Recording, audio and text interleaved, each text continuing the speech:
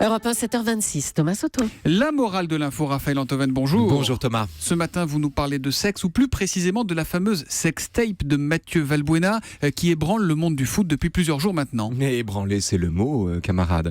Écoutez, en même temps, non, c'est pas le mot. Parce que ce qui est intéressant dans cette histoire, c'est que tout le monde se fiche du contenu de la sextape en question. Les gens s'indignent qu'on puisse faire un tel chantage. D'autres, ou les mêmes, se scandalisent que Benzema ait pu peut-être jouer les intermédiaires. Chacun veut savoir d'où vient la menace, qui a trahi qui.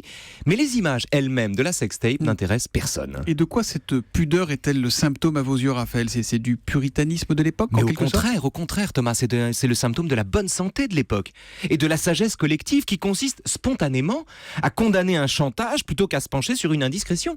L'histoire de la sextape de Valbuena, c'est le contre-pied, si j'ose dire, parfait de tous les moments où l'indiscrétion l'emporte sur le droit. C'est-à-dire ?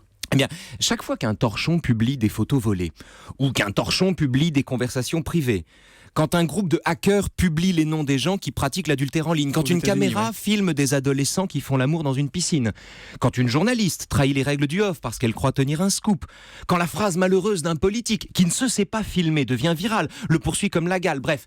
Quand l'indélicatesse se prend pour de la curiosité, chaque fois que par une sorte de myopie démocratique, l'ampleur d'une révélation l'emporte sur la duplicité des moyens qu'on a mis en œuvre pour la porter à la connaissance du grand public, eh bien, la démocratie vacille sur ses fondements.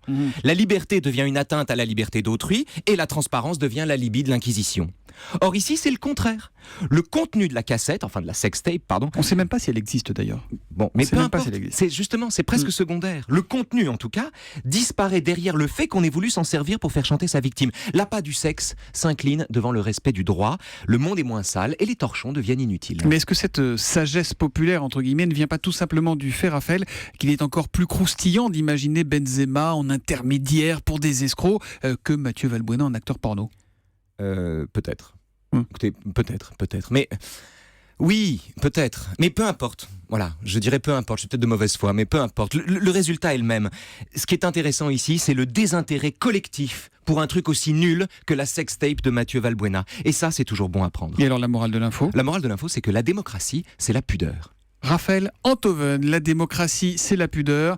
Il est parfois de mauvaise foi, mais c'est toujours de bonne foi. Et on le retrouve donc demain matin à 7h25 pour la morale de l'info. À demain, Raphaël. À demain.